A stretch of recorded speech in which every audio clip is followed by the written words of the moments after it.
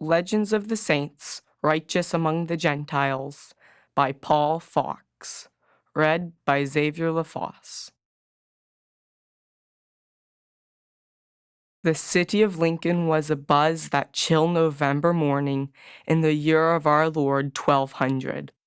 First, there had been the arrival of the king's courier from London, riding in haste to the castle, and from there to the deanery beside the great cathedral that stood opposite the castle gates. An anxious crowd was already forming in the square between the two grand edifices when the long, slow tolling of a single bell let the townspeople know that someone of importance to the kingdom had died. Not long after the last stroke of the death knell had died away, a lad of 11 or 12 years separated himself from the crowd and made his way quietly down into the Jewish quarter, just below the looming walls of the castle. Benedict Crespin, for such was the boy's name, could more easily circulate unnoticed among the Gentile population than his uncle Abraham or any of his adult relatives. He was often sent to listen for any rumors of potential trouble for the Jews, for trouble was never far from them. A plague, a famine, a missing child, an unexpected death, any misfortune, real or imagined, could be blamed on them and lead to rioting, pillage, and murder. Taking care not to be seen by any passing Gentile, Benedict quietly entered the substantial stone structure that housed both his uncle's family and his business, a building known in Lincoln simply as the Jew's house.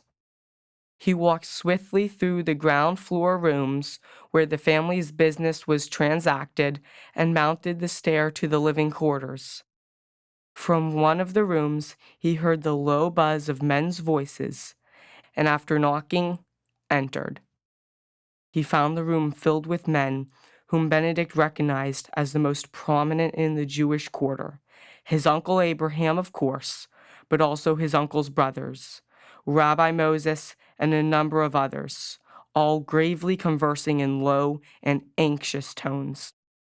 From the adjoining room, a higher-pitched buzz of conversation told Benedict that the wives of these men had also come to the house of Aaron to await the news. "Who has died? Is it the king? Has King John died?" The anxiety in Abraham's voice was unmistakable. The bells announcing the death of some important man had been heard and understood by all present. If the coronation of King Richard a decade ago had triggered the anti-Jewish riots in London, how much more might the death of King John be used as a pretext for more such riots? "No, uncle, not the king," Benedict replied, feeling himself to be the bearer of good news. "It is only the bishop, the man they call Hugh of Avalon. He has died of a fever while on business in London. No one blames us for his death." But the expression on Abraham's face at these words was not one of relief. He stepped back as though he had been struck, and his face seemed almost to collapse on itself. Looking around him, Benedict saw similarly stricken expressions on all the men in the room. An involuntary, almost inaudible moan escaped from Abraham's lips. One of the men stepped into the adjoining room to deliver the news to the women assembled there, and Benedict heard a strangled cry, followed by many wailing voices. For the rest of that short November day, the house was the scene of countless comings and goings. Those in the Jewish quarter who had not been there in the morning when the news was announced came in later, singly or in small groups, to confer in low tones with Abraham or one of his brothers. All looked very grave, and some, to Benedict's eyes, actually stricken. Benedict, not being a grown man, was not party to these conversations, but as he went about his own usual tasks, he took in as much as he could in passing, trying to glean from snatches of conversation some comprehension of what was happening. Late in the afternoon, An official from the castle came to call, spoke briefly with Abraham at the door of the house, and left. Abraham walked back into the house with apparent relief in his face and bearing. He stopped briefly to speak to Benedict before moving on to speak to his brothers. "It is as you have said, Benedict," Abraham said. "The officer came both to offer protection to the king's Jews in case of need and to tell me that there appears to be no need at present. No one is raising the rabble against us." Then Abraham moved on. Finally, the daylight outside waned, the business was closed, though little actual business had been transacted that day, and the stream of anxious information seekers ended. Only Abraham's brothers remained. Their wives had long since departed to attend to their children, but Benedict's uncles, Vives and Elias, stayed for supper. The meal was simple, short, and uncharacteristically quiet, with none of the good-natured, quick-witted banter that was usual when Abraham's brothers were present. Aunt Henna and her daughters cleared away the dishes and vanished into the kitchen. Abraham and his brothers remained, sipping at their glasses of wine, each thinking his own brooding thoughts. When the silence had dragged on for what seemed like hours, Benedict could stand it no longer. "Uncles," he began, "with respect, I do not understand." All three men looked up, startled. Whether it was that they had forgotten that Benedict was there, or that they were surprised that the boy would be so rash as to speak without first being spoken to, Benedict could not tell, though he did not sense that they were angry with him.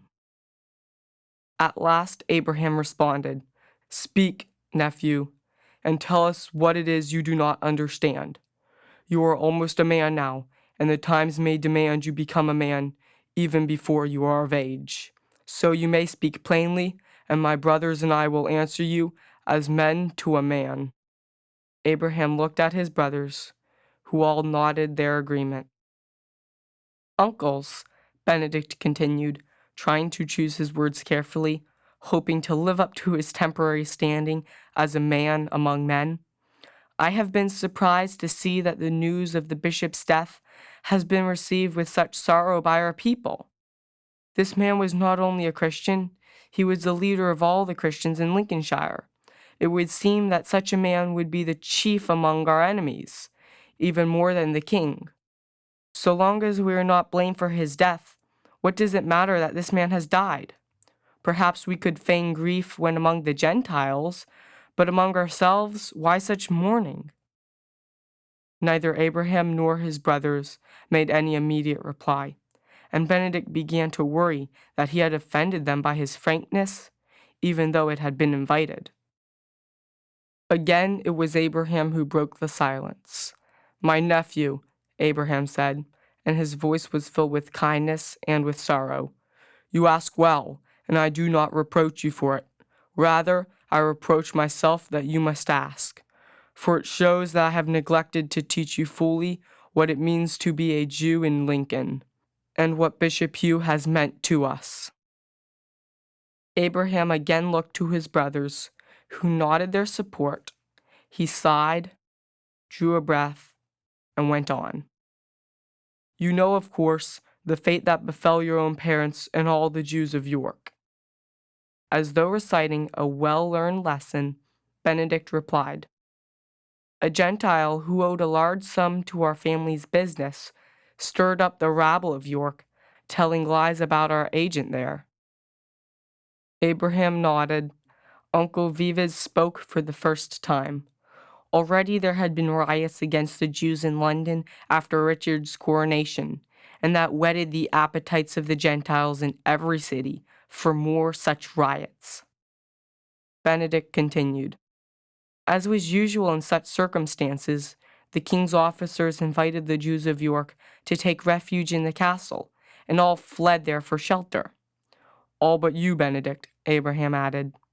"I do not know what presentiment moved your mother Rebecca to send you to us in haste, but you are the only Jew of York still living today." All this was known to Benedict, of course.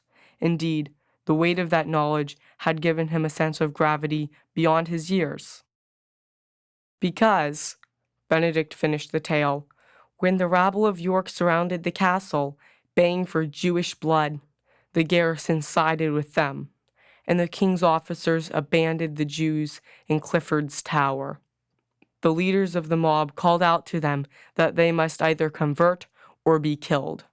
Our people, here Benedict faltered a little, knowing that his own father, mother, and older siblings were among those trapped in the tower.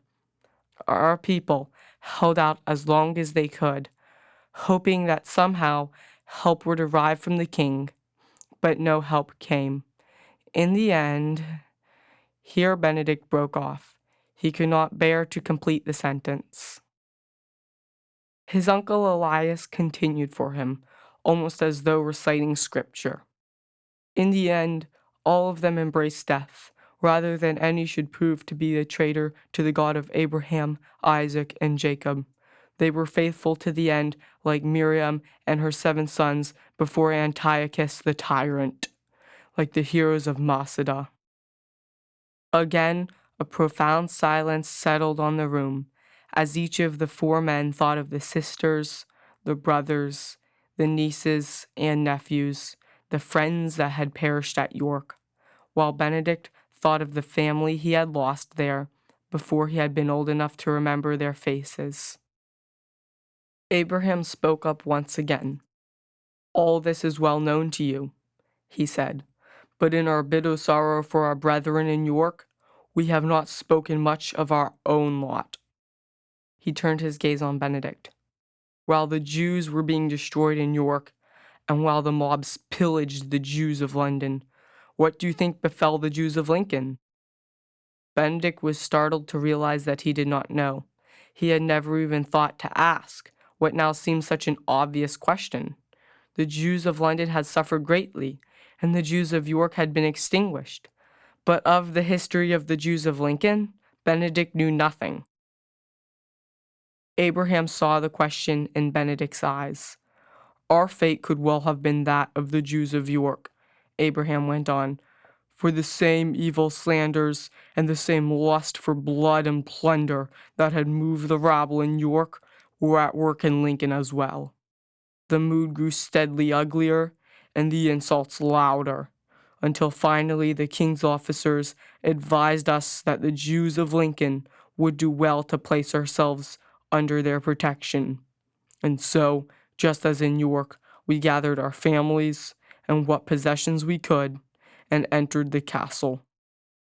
And just as in York, the rabble in Lincoln gathered threateningly outside, egged on by wealthy men who were indebted to Jewish moneylenders and who hoped that our deaths would cancel all debts. It was not long before the castle garrison began to murmur among themselves. No doubt they wondered why they should risk their own necks to save ours. No doubt they also bethought themselves of the possessions we had brought with us into the castle, and how easily they could make them their own once we were dead. From the tower in which we were enclosed, we could look out onto the square in front of the castle gates. We watched as the crowd grew ever larger, ever angrier, ever louder. There were peasants armed with pikes. There were knights and nobles armed with swords. There were townspeople brandishing torches. All were shouting for our blood and for our unwilling conversion. The men among us began consulting what we would do if our defenses should fail. Had that happened, the Jews of Lincoln would have perished as the Jews of York, for so we had resolved. As Benedict listened, it was as though an abyss had opened at his feet. He himself, as an infant, had been brought to his uncle in Lincoln to escape the fate of the Jews in York. Yet he might have perished in Lincoln Castle, if not for what? Abraham continued. Then, as things looked darkest, we noticed a sudden change in the crowd. The shouting died down, and we saw that the mob was parting to make way for a man who was striding alone from the cathedral to the castle gate. He was dressed in white, and in his hand he had a staff like a shepherd's crook, though richly embellished. We knew him, of course. We, of the house of Aaron. It was the Bishop of Lincoln, Hugh of Avalon, appointed but 3 years before. We knew him not as a bishop, but as a debtor, for he had borrowed great sums from our father Aaron in order to renovate the cathedral. All that magnificence of the temple of the Christians was created using the wealth of the Jews, broke in Uncle Vives. Indeed it was, Abraham replied, and for that reason it was with great dread that we saw the bishop arrive on the scene, for he knew, as every wealthy debtor knew, that upon the death of any Jewish moneylender the debts would be owned by the king, and that the king, always in need of funds, would gladly settle the debt for an immediate payment of a sum far less than what was owed. Benedict had not known this. It took but a moment for him to understand the implication. Then if the Jews of Lincoln had perished, the bishop stood to save a great deal of money. An enormous amount, his uncle agreed. Small wonder that his arrival gave us great anxiety. For what hope for us if the bishop incited the mob against us still further, or called upon the garrison to yield? And so we watched and waited. When Bishop Hugh arrived at the gate, he turned and faced the mob and began to speak to them. What he said, we never knew. We could hear his voice in the distance, and it seemed to have a note of authority in it, and something else. I know not what. Sorrow, pleading. Strain our ears though we might, we could not discern the words at that distance. But the sound of his voice made us feel that perhaps all was not lost. To our wonderment, we could see that the mob was listening and becoming less a rabble and more a congregation. Pikes were lowered, swords were sheathed, torches were extinguished. And when the bishop stopped speaking, the crowd began to melt away quietly, heads lowered, almost as if ashamed they had gathered at all. The crisis was over. After some time, the governor of the castle came and conveyed to us the bishop's assurance that it was safe for us to return to our homes. The governor himself seemed to be a little dazed by what had happened. Scarcely daring to believe it, we gathered our families and our belongings, walked out of the castle gate, and made our way home to the Jewish quarter.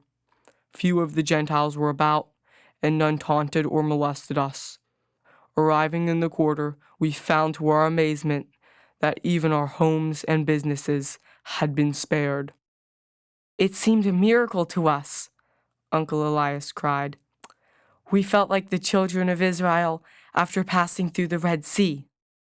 Nor does the tale end there, Abraham said, for Bishop Hugh faced down another such mob in Holland town, not 30 miles from here, and our brethren there were likewise spared. Uncle Vives spoke again.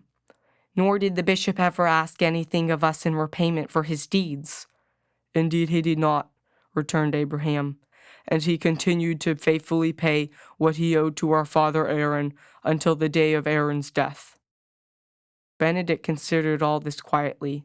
Then he asked, but could the Almighty use a Gentile to work miracles? His uncle Abraham finally smiled. Did not Cyrus the Persian return the Jews to Jerusalem? The Holy One, blessed be he, may even use a Gentile tyrant to do his mighty works. But the bishop, Hugh of Avalon, though a Gentile, was a righteous man. Besides defending us in our time of need, he also defended the common folk of Lincoln from the abuses of the nobility.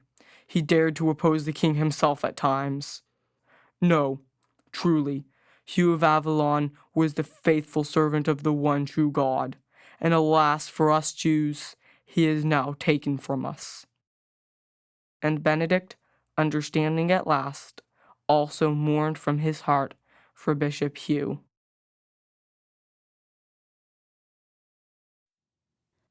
Used by We Are One Body Audio Theater. with the permission of the licensor, granted under a copyrighted license agreement. A production of We Are One Body Audio Theater.